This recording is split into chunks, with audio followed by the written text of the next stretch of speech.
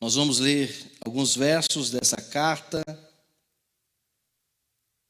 E nós vamos falar, meus irmãos, a respeito dessa exposição que Judas, ele nos traz essa carta. E nós vamos nos ater, claro, em alguns versos, mas principalmente no primeiro e segundo verso de Judas.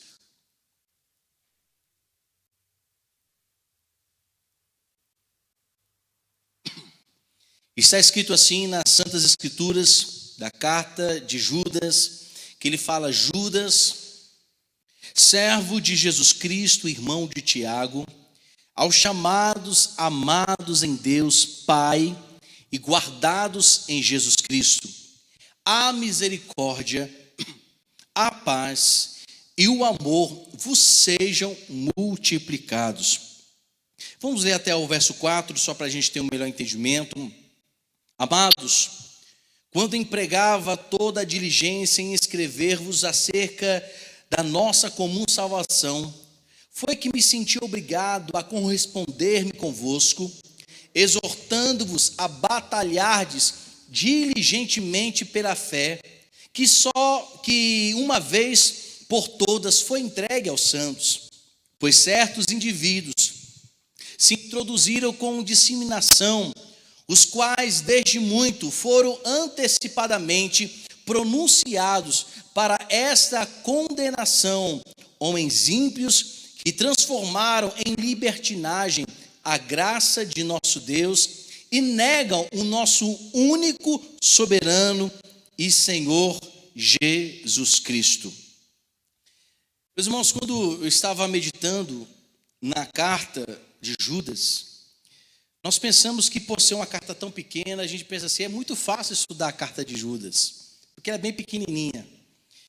É claro que é um dos livros, assim, mas no Novo Testamento é uma das cartas pequenininhas. Nós temos, por exemplo, segunda carta de João, que também é bem pequenininha, que tem apenas 13 versos, para os irmãos terem ideia. Nós temos também outra carta, que também é a terceira carta de João, que tem apenas também 15 versos, dois versos a mais do que a carta de 2 João. Mas também nós temos Filemon, que tem apenas 25 versos. Aí quando a gente lê aqui também a questão da carta de Judas, nós vamos perceber também que ela é bem pequenininha, 25 versos também, melhor dizendo.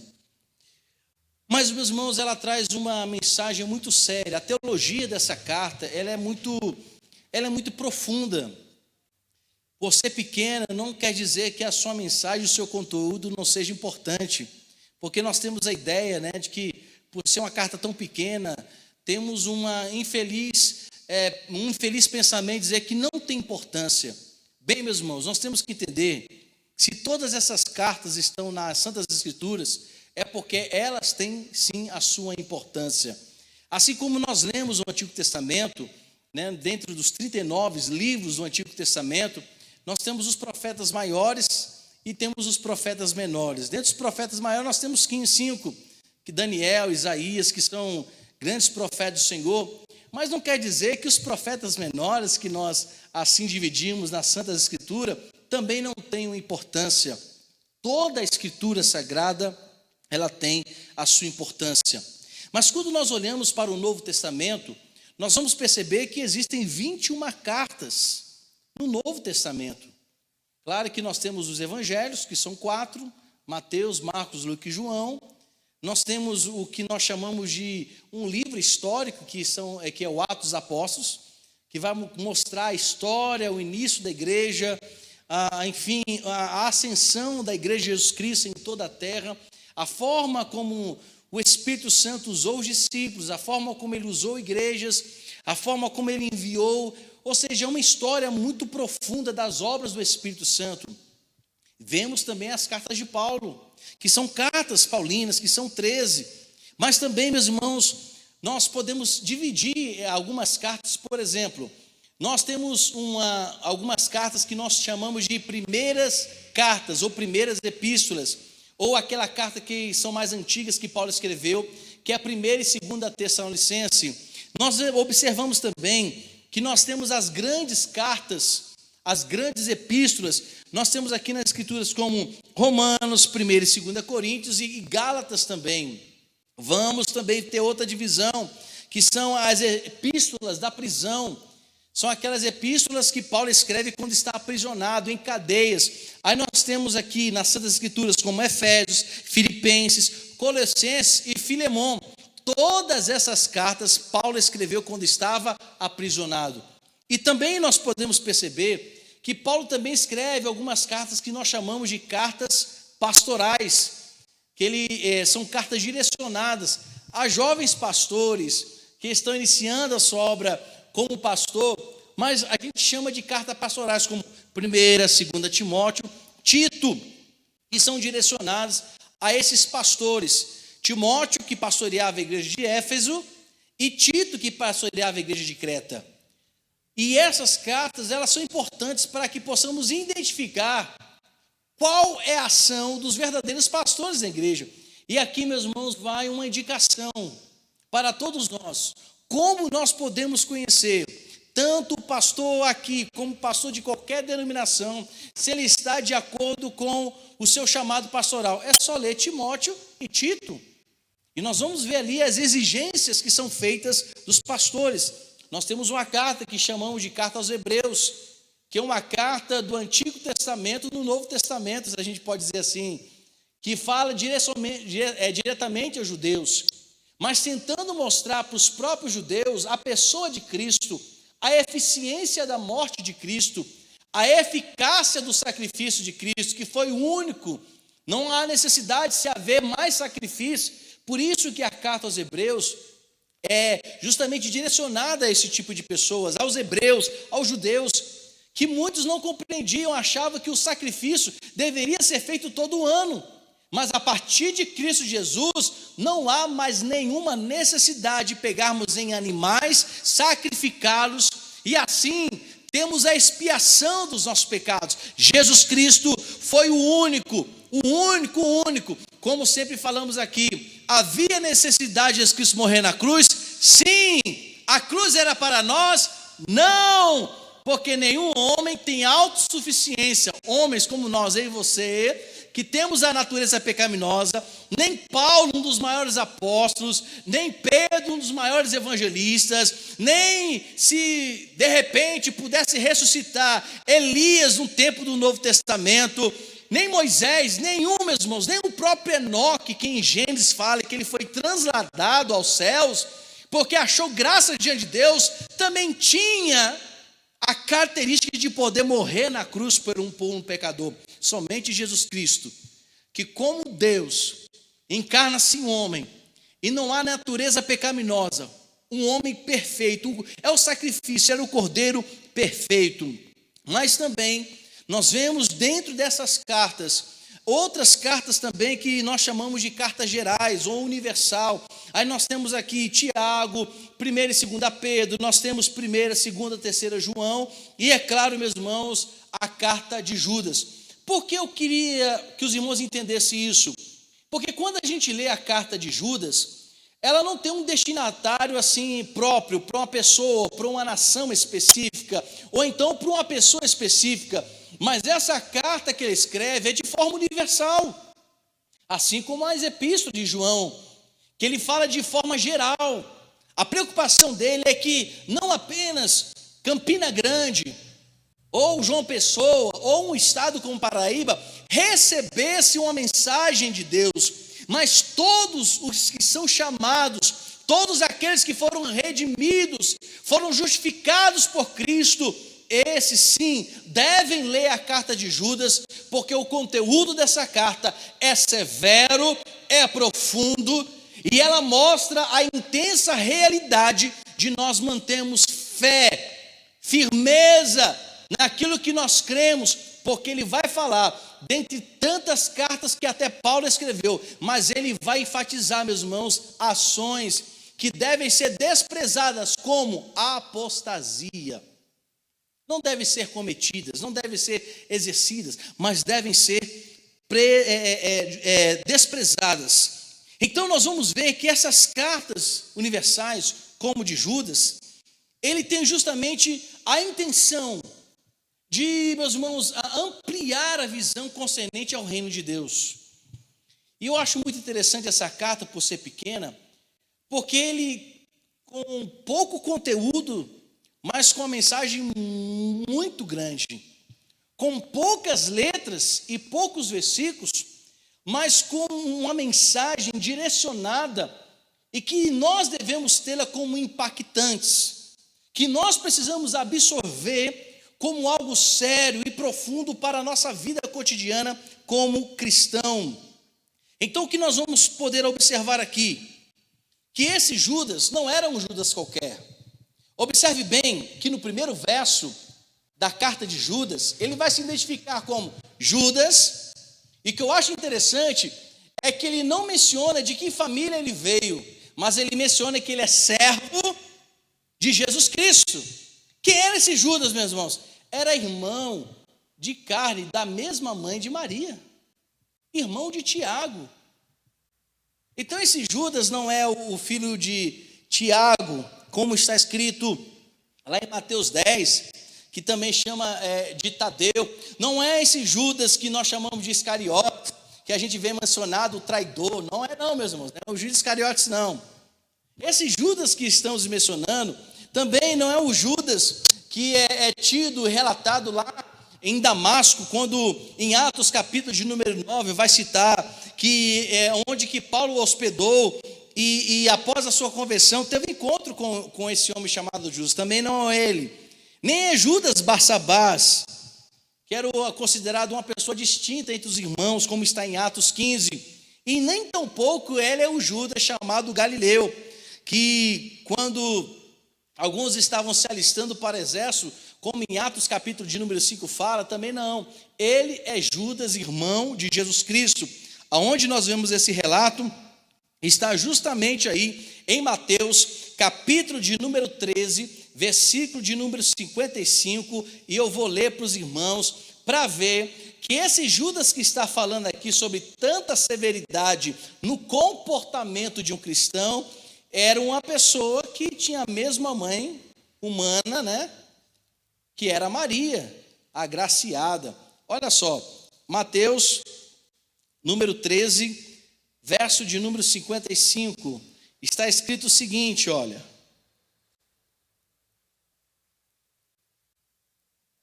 Não é este o filho do carpinteiro?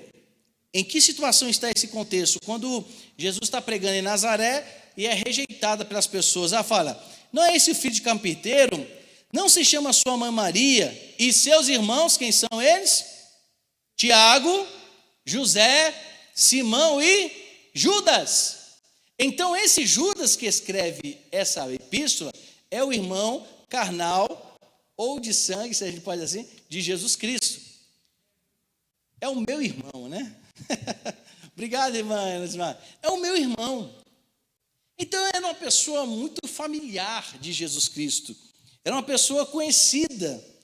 Então, mas aqui, meus irmãos, ele era o mais novo entre os irmãos de Jesus Cristo. Ele era um homem, um jovem que pôde presenciar muitas coisas.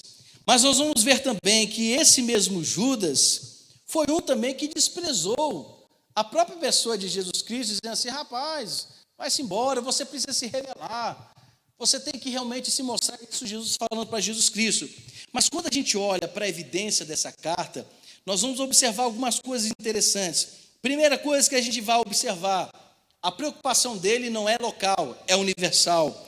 Outra coisa que nós vamos observar nessa carta, que a preocupação é trazer justamente a visão de uma vida convicta na fé. A apostasia precisa ser afastada do coração.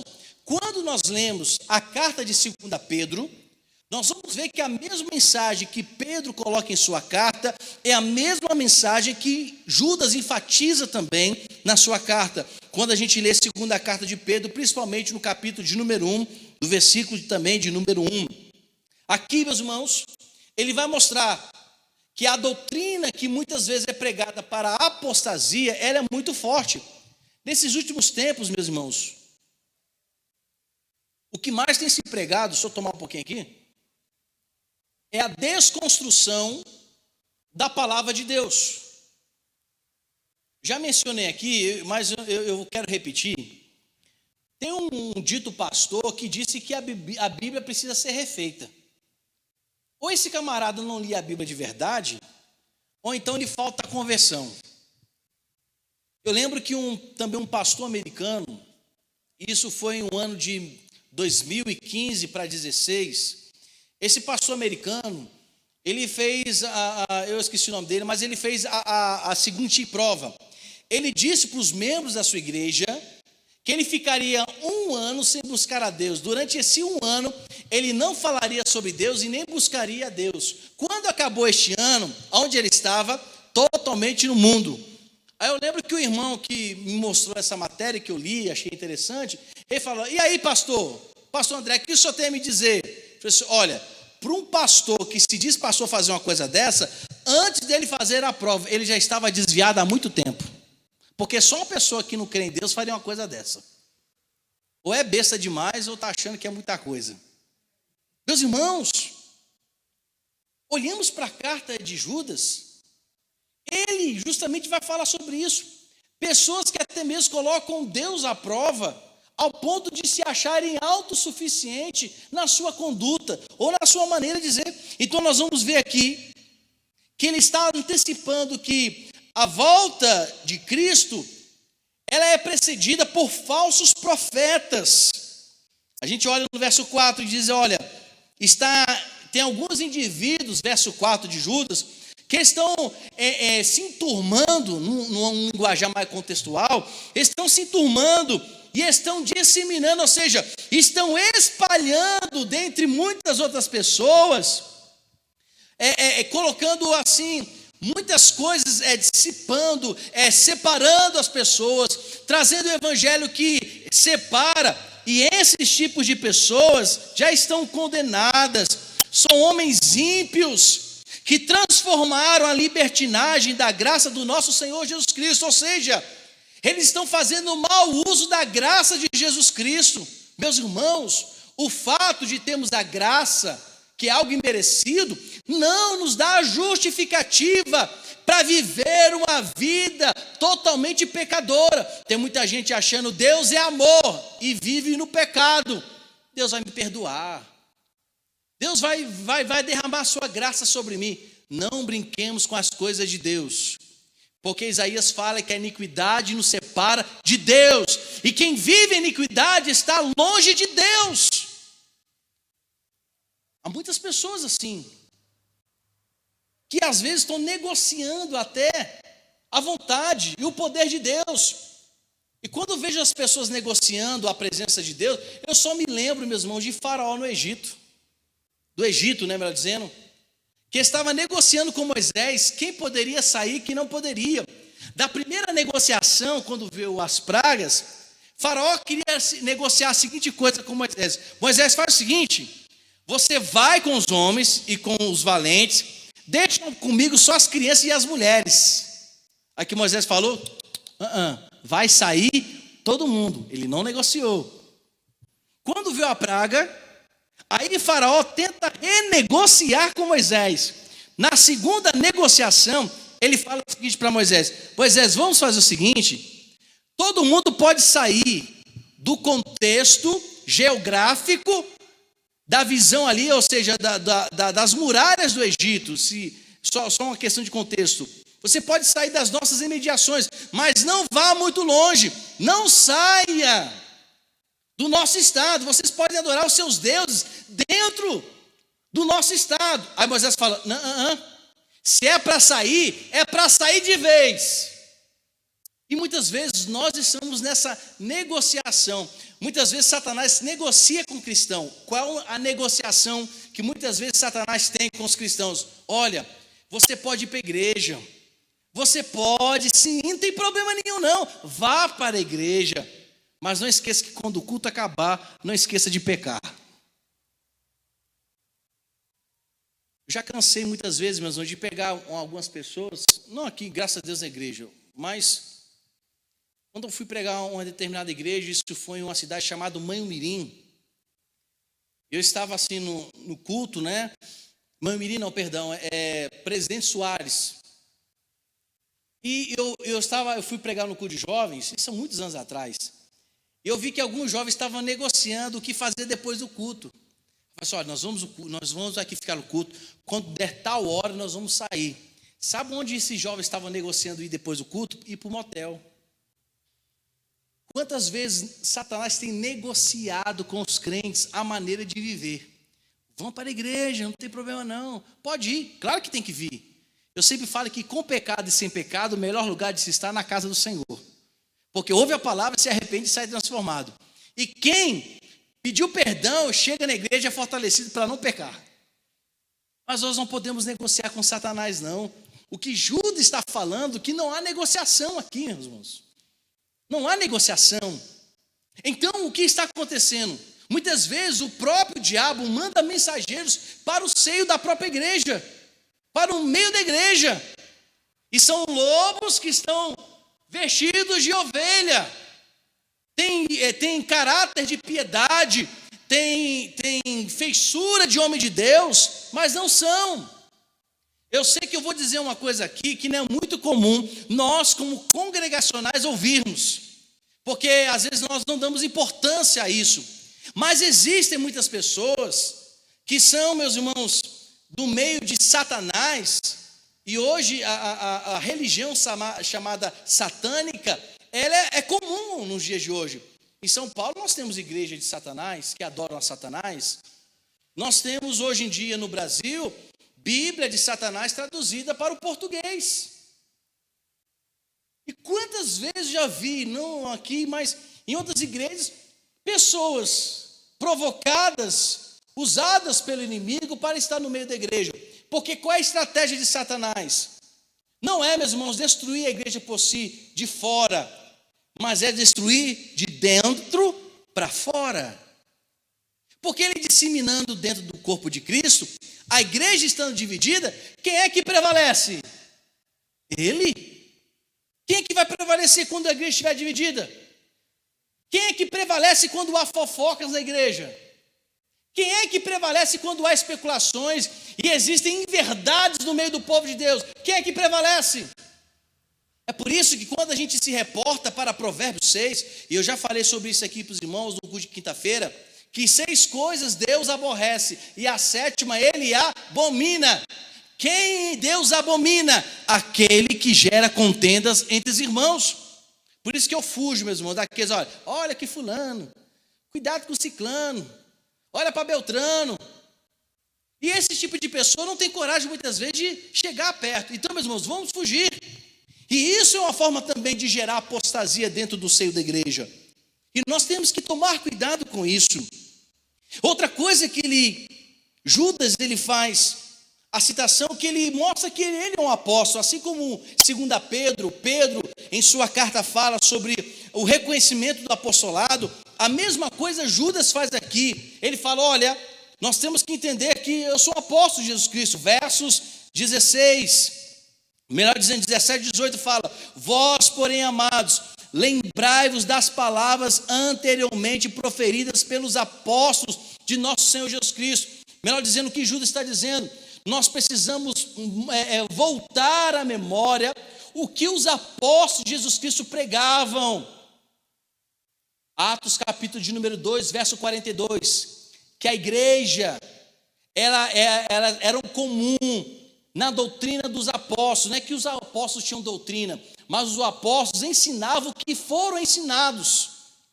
Eles transmitiam aquilo que eles aprenderam. Eles aprenderam a respeito de Jesus Cristo. E qual deve ser a nossa mensagem nos dias de hoje? Jesus Cristo. Jesus Cristo deve ser a pessoa mais falada nos púlpitos. Jesus Cristo deve ser, e os seus ensinos, a coisa mais, meus irmãos, mais proferida no meio de nós.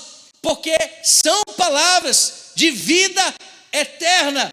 E Judas traz a memória. Gente, vamos ouvir o que os apóstolos pregavam. Qual era a intenção dos apóstolos? Pregar somente Jesus Cristo. Eles pregavam outras coisas? Não, porque é a palavra de Jesus Cristo que nos traz vida e nos faz mais do que vencedores. Outra e qualquer coisa não tem esse poder, não tem esse efeito.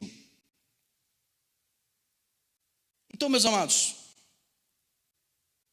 A intenção da teologia aqui de Judas é confrontar a apostasia e confrontar qualquer outro meio de expressão ou palavra que possa contradizer ou contrariar as Santas Escrituras, que possam gerar no nosso coração o desejo de abandonar a fé, porque hoje em dia tudo pode ser motivo de abandonar a fé. A Covid para muitos tem sido o grande motivo do abandono da fé. A Covid tem sido para muitos o abandono da convivência, da unidade no corpo. Às vezes nós colocamos as provações como se fossem a motivação de desistirmos. Não, meus irmãos, não esqueçamos o que Paulo escreveu em Romanos 8. Tudo colabora para o bem daqueles que amam a Deus. Então, se as lutas estão vindo para o cristão, é colaboração. Se a adversidade vem, não é o teu inimigo apenas, é também o teu colaborador. Então, se você está passando, meus irmãos, por grande adversidade, chama o grande adversário. Olha, se você está achando, adversário, que você vai me derrubar, não, eu vou lhe chamar de colaborador para o meu crescimento espiritual. É assim que o cristão enxerga a adversidade, e não pode enxergar de outra forma. Outra coisa que Judas ele traz na sua carta, que além de confrontar a apostasia, ele traz também, meus irmãos, este ensino de mostrar aos irmãos que precisam lutar pela sua fé, mas essa luta com a fé precisa ser com discernimento. Ela precisa, meus irmãos, ter uma rigorosa mensagem bíblica. Quando a gente olha aí para Judas, nós vamos observar que ele traz à tona o conhecimento da história bíblica. Olha só, ele vai falar, ele ilustra aí, que temos que combater tudo através da palavra. Então, por isso que ele vai ilustrar. Verso 5, ele vai falar que o povo saiu do Egito, Êxodo. No verso de número 6, ele vai falar sobre a rebelião que houve nas regiões celestiais. Olha só o que ele diz, se ele não tem conhecimento da palavra. Verso de número 6, e a anjos, os que não guardaram o seu estado original. Judas está falando de quê? Qual é o conhecimento que ele está trazendo? A rebelião que houve nos céus. Anjos que não guardaram o seu estado original. E que estado original é esse? É o estado da obediência, da veneração a Deus. É o estado de estar diante do soberano e dizer: santo é o Senhor. Então, a partir do momento quando esses anjos, a partir de Lúcifer, até que se teve no coração o desejo de ser igual ou maior do que Deus, e ele é expulso da presença de Deus, terça parte dos anjos também cometem o mesmo erro e são expulsos da presença do Senhor. Esses são qual Judas está mencionando, anjos que perderam justamente ou não guardaram o seu estado original. São aqueles que estão nas trevas, em algemas eternas para o grande dia e juízo final. Entendam bem, meus irmãos, nem todos os anjos que caíram estão livres. Nem todos os anjos que caíram estão livres. Alguns ainda estão aprisionados para o dia de juízo final. Então observe bem, olha que ação perigosa que essa terça parte dos anjos cometeram contra o divino, o soberano Senhor. Eles acharam o seguinte: não, nós vamos seguir Lúcifer. Mas na verdade eles estavam cavando a própria cova. E eu quero dizer para os irmãos que não existe arrependimento para anjos, tá bom? Porque muitas das vezes já vi irmãos orando para que Deus salve Satanás. Já vi gente orando: oh Deus, tu é tão misericordioso, Senhor, que teu Espírito Santo salve Satanás. Meus irmãos, não tem salvação. Anjos, pois não, irmão Lismar? São seres criados, seres celestiais. Então, para esses seres celestiais, se rebelou contra Deus, não há arrependimento. Não tem segunda chance. Não tem essa possibilidade de eles se voltarem a Deus. Foram expulsos para sempre da presença do Deus poderoso. Agora eu quero dizer outra coisa, meus irmãos. Não pensemos nós que os anjos que caíram são tão poderosos ao ponto de afrontarem a Deus. Não há contra Deus, ou melhor dizendo, não há ninguém que possa ir contra Deus. Mesmo que toda a terça parte dos anjos, mesmo que todas as miríades e miríades de anjos se rebelem contra Deus, mesmo assim será um exército insuficiente. A melhor coisa é saber que não existe ninguém que se levante contra Deus e diga, eu vou lhe peitar. Não existe. Então não há dualismo contra Deus. Não existe dualismo. É Deus lá em cima. Deus não tem ninguém para olhar mais acima dele. É por isso que ele olha para baixo. Deus não fica olhando para cima, meus irmãos. Ele olha para baixo porque não existe ninguém acima dele. Tudo está abaixo dele. Ele é aquele, está aqui, essa bolsinha aqui. Ele é aquele, meus irmãos, que olha toda a criação, tanto a terra, como os planetas, as galáxias, todo o universo, todas as estrelas solares, cadentes, terras, enfim, ele olha a criação de fora. Não sei se os irmãos lembram que quando a gente estudava na quinta série, para os mais antigos, né, quando era a quinta série, nós estudamos sobre os planetas. Aí vinha escrito assim no livro de ciências, o universo é infinito. Alguém lembra dessa expressão no livro de ciências? Lembra? Não falava que o universo é infinito, né, Valdênio? Só que deixa eu dar uma notícia, o universo é finito. Porque se ele foi criado, então há finitude na criação do universo. Os irmãos estão entendendo? Agora Deus não. Deus ele é eterno porque o universo foi ele quem fez. Foi ele quem criou o universo. Então ele não olha de dentro apenas do universo, ele está olhando tudo de fora para ele, meus irmãos. O universo é como se estivesse olhando para esse negocinho aqui e joga para lá, joga para cá, o que for. Então, na visão teológica bíblica, toda a criação é finita. Mas Deus é eterno, não teve começo e nunca terá um fim. Todos nós recebemos a eternidade. Nós não éramos eternos. Mas a partir de Adão, que quando ele faz o homem do barro, Gênesis 1, ele forma aquele boneco, ele sopra o fôlego de vida, espírito, e faz o homem alma vivente. A partir daquele momento, ele põe no homem a eternidade, mas o homem não tinha eternidade. Teve a partir de quando Deus criou o homem e soprou a vida e fez alma vivente. É por isso que nosso corpo ele falece, esse corpo corruptível, ele volta ao pó, mas o espírito volta para Deus, quem o criou. Então nós precisamos ter essa noção de quem é esse Deus. Ele vai mencionar sobre Sodoma e Gomorra, verso de número 7. Ele vai falar sobre a morte de Moisés, verso de número 9. Ele vai falar sobre Caim, verso de número 11, parte A. Judas, ele vai mencionar aqui, meus irmãos, Balaão, Coré, vai mencionar Enoque, nos versos 14 e 15, é o que nós citamos, Gênesis 5, que foi um homem que viveu em tanta santidade que ele foi trasladado ao céu em vida. Enoque não experimentou morte. Nós vamos ver isso em Gênesis capítulo de número 5. Mas por que tudo ele fala? Fala sobre Adão, verso 14. Por que ele está mencionando isso tudo?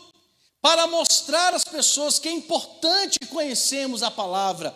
É importante nós conhecermos as Escrituras para que nós nunca venhamos ter esse desejo de apostatar da fé.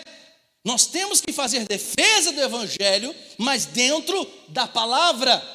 E quem não tem conhecimento da palavra e não vive na palavra e não experimenta a palavra, ele fica vulnerável a qualquer doutrina ou heresia que realmente, meus irmãos, distorce toda e qualquer palavra escrita nessas escrituras sagradas. É preciso conhecer a Escritura, meu irmão. Nesses últimos tempos, se nós não conhecemos as Escrituras, é bem possível que muitos já apostataram da fé. Vêm para a igreja apenas por questões de agenda, ou participam da igreja apenas por participar. Então Judas está falando que se nós não vivermos uma vida, um caráter cristão, uma vida de excelência em Cristo, certamente entraremos nesse rol de pessoas em que serão punidas porque abandonaram a sua fé em Deus, serão condenadas eternamente porque não quiseram viver pela Escritura e nem na Escritura, e muito menos quiseram buscar a Deus como deveria buscar. Então ele está falando aqui no verso 3, que é importante nós termos diligência acerca da salvação comum. Verso 3 ele fala: amados, quando empregava toda diligência em escrever-vos acerca de nossa comum salvação, foi que me senti obrigado a corresponder convosco, exortando-vos a batalharmos diligentemente pela fé que uma vez por todas foi entregue aos santos. Então, seja, o propósito dessa carta é mostrar a necessidade que devemos ter na busca das Santas Escrituras e da fé, e devemos tomar cuidado daqueles que estão distantes de Deus. Eu quero rapidinho, meus irmãos, já partindo para o encerramento, fazer algumas coisas que possamos perceber dentro dessa carta. E uma das percepções que nós devemos entender é que aquelas pessoas que não fazem apologia às Escrituras, é porque é bem possível que estejam aderindo à apostasia. Meus irmãos, eu fico muito triste de saber que há muitas pessoas que não querem mais fazer apologia, defesa da palavra. A palavra, ela não veio nos adequar neste mundo. A palavra, ela veio nos mostrar como nós devemos viver neste mundo, e não a gente ficar se adequando à situação do mundo. Lembro-me que, como isso é sério, eu lembro que eu era adolescente, para quase ser jovem, eu fui pregar na Igreja Assembleia de Deus, lá do Rio de Janeiro, um pastor que hoje já está com Cristo, aguardando a ressurreição dos santos. Ele me disse uma coisa que eu fiquei pensando, até hoje eu lembro disso, meus irmãos, que quando ele falava que ele pedia para os membros da igreja se portarem com decência com as suas vestimentas. Aí na época tinha uma novela que eu não me recordo o nome, que lançou aquelas saias indianas rodadas, compridas. As irmãs lembram que teve uma época que teve uma moda de saia comprida mesmo, né? Aquela bem rodadinha, não sei se era Caminho das Índias, alguma coisa assim, né? Eu não lembro. Aí ele falou assim: pastor, o negócio está tão... Ele falou comigo: pastor não, André, o negócio está tão feio que o pastor não tem nem mais autoridade para ensinar as ovelhas. A própria novela faz isso.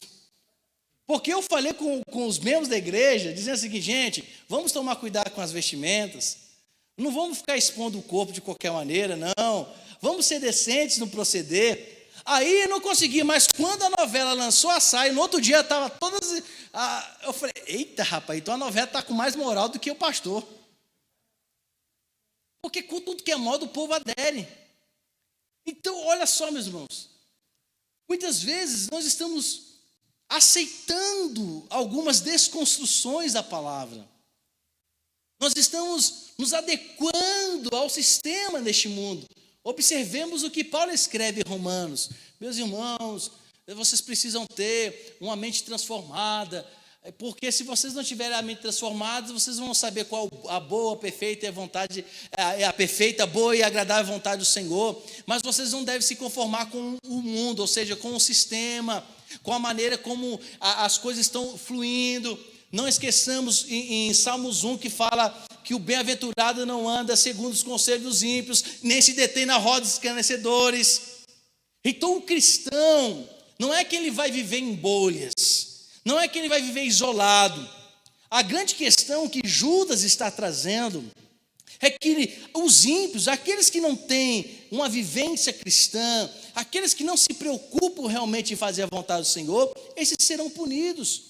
Então não é a questão, meus irmãos, que a gente vai sair deste mundo, mas é a maneira como a gente se comporta neste mundo.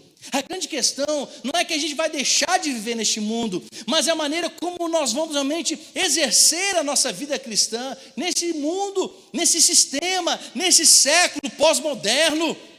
em que a palavra de Deus está sendo esquecida, em que a oração está sendo desnecessária para muitas pessoas, em que o mundo, que muitos só leem a palavra quando estão no culto e fazem menção aqui. Não, meus irmãos, Judas está exortando a igreja a viver uma vida firme no Evangelho, a uma vida de convicção no Evangelho, a viver uma vida forte, fortalecida e abençoada em Cristo Jesus. E quem vive assim, pode vir qualquer falso profeta, qualquer um falando heresia, mas você não será levado por essas palavras, porque você está fundamentado nas Santas Escrituras.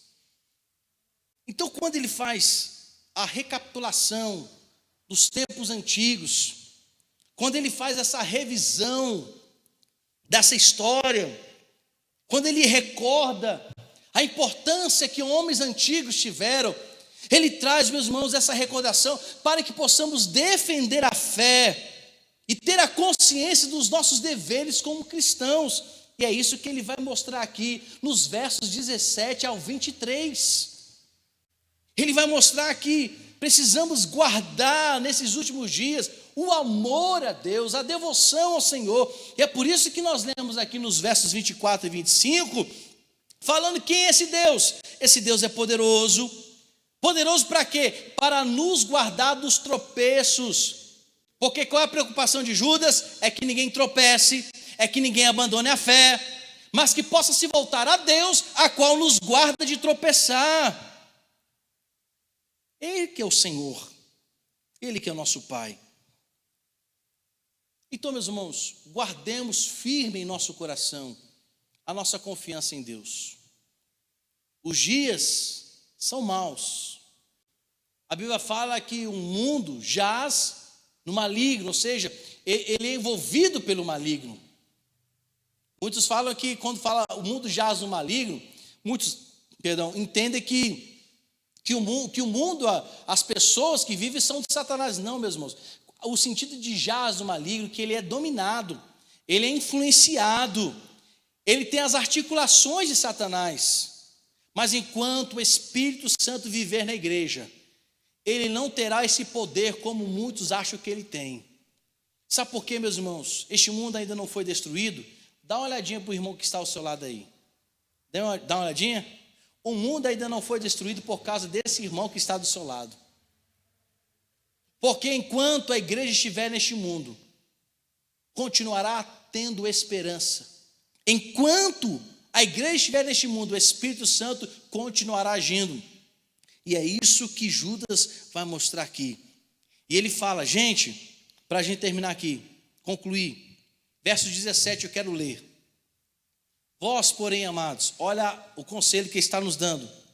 Lembrai-vos das palavras anteriormente proferidas pelos apóstolos de nosso Senhor Jesus Cristo, os quais vos diziam, no último tempo haverá escarnecedores, andando segundo as suas ímpias paixões. Isso é verdade. Cada ano que se passa só piora. Eu estou vendo aqui uns anos, meus irmãos, o povo andando tudo nu no meio da rua. O povo está fazendo tudo imoralidade. Há um desregramento tão grande, um desrespeito. As pessoas não estão nem aí. As pessoas falam sobre respeito, jovens, e muitos jovens aí, falam sobre respeito, mas quando entram nos ônibus, né? É um atropelando o outro para ganhar o lugarzinho no ônibus, e o velhinho lá em pé. A gente anda no meio da rua, as pessoas não respeitam mais ninguém, não. E nós, como cristãos, eu quero aqui trazer uma palavra pastoral, nós precisamos ser muito educados. Muito educados. Porque quem é cheio do Espírito Santo é muito educado. Quem é cheio do Espírito Santo é simples. Quem é cheio do Espírito Santo não precisa aparecer, não. Ele desaparece, porque ele faz a mesma coisa que João falou quando Jesus Cristo estava vindo. Importa que ele cresça e eu diminua. O que estão falando aqui? Andando segundo as suas ímpias paixões, verso 19. São esses que promovem divisões. E que tipo de divisões? Sensuais, que não têm o Espírito. O que ele está dizendo? Quem quer ser sensual é quem não tem o Espírito Santo. Porque sensualidade, meus irmãos, é fruto da carne. Gálatas capítulo 5. Gálatas fala que a sensualidade ou a a lascívia, que é o termo que Paulo usa para os Gálatas, esses que praticam essas coisas não têm parte no reino dos céus. Aí eu vejo muitos cristãos postando no Instagram, no Facebook, posições sensuais, ainda tem a cara de pau de colocar um versículo bíblico embaixo.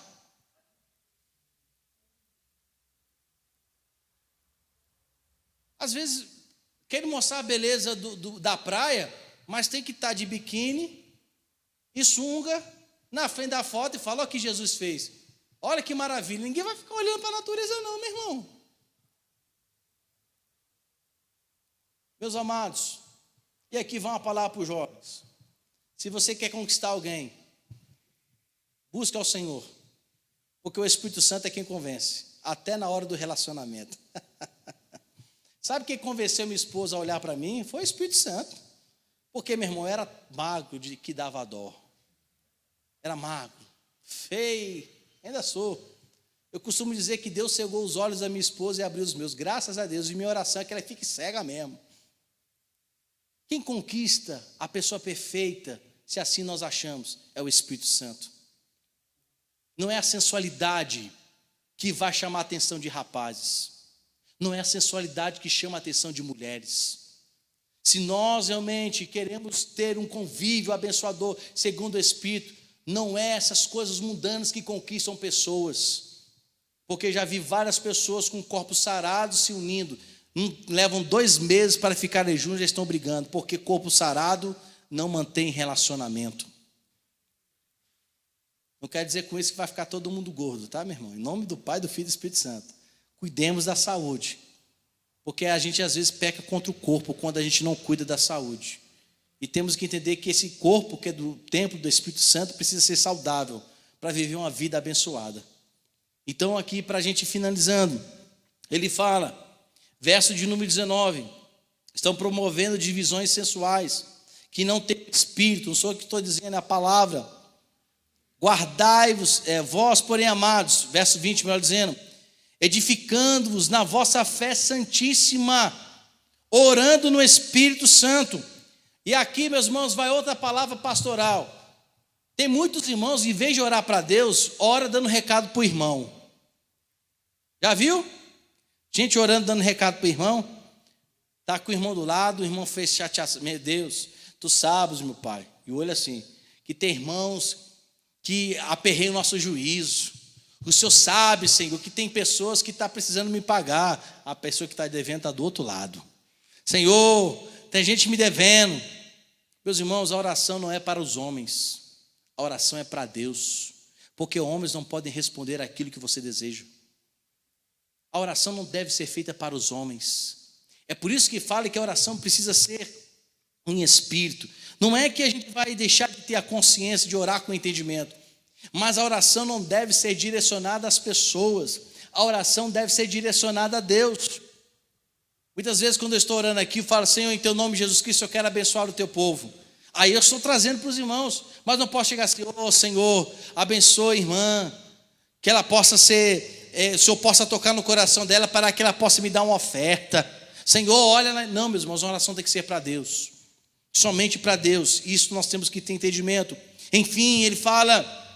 Verso 21, guardai-vos no amor de Deus, esperando a misericórdia de nosso Senhor Jesus Cristo para a vida eterna, e compadecei-vos de algum que estão na dúvida, salvai-os, arrebatando-os do fogo, quanto a outros, sede também compassivos em temor, detestando até a roupa contaminada pela carne. O que ele está dizendo aqui, não é que a gente vai ungir o pedaço de roupa, mas ele está falando aqui justamente sobre uma prática, uma conduta. Até com essas pessoas precisamos também saber como conduzi-las ao rebanho de Cristo. Então, finalizando mesmo, Judas está dizendo, meus irmãos, para que a gente não viva uma apostasia. A apostasia se faz como? Quando deixamos de orar, deixamos de presenciar, de viver Cristo, de testemunhar a Cristo. É uma forma também de apostasia. Por isso que ele fala, guardem firmemente a fé santíssima. Não é a fé para objetos, não é a fé para receber prosperidade, é a fé bíblica que nos mantém firme nesses dias difíceis. É a fé, meus irmãos, que é inabalável, é uma fé que não é trocada, é uma fé que não é negociada, é uma fé, meus irmãos, que não é superficial, é uma fé santíssima, é a fé divina, que nos mantém forte e nos manterá até o dia de Jesus Cristo. É a fé que nos põe à prova muitas coisas, sim, mas não nos faz estar afastados de Deus. É isso que Jesus está falando. Se nós não estamos vivendo assim, é bem possível que estamos a passos longos, largos para a apostasia. Então, meus amados, mantenhamos firme a fé em Deus, porque os dias estão aí anunciando, proclamando a volta de Jesus Cristo. E que o Senhor nos abençoe nessa noite e nos ajude a viver uma vida íntegra, uma vida de saúde espiritual, uma vida que glorifique o nome do Senhor. Feche seus olhos em nome de Jesus. Você que está em casa,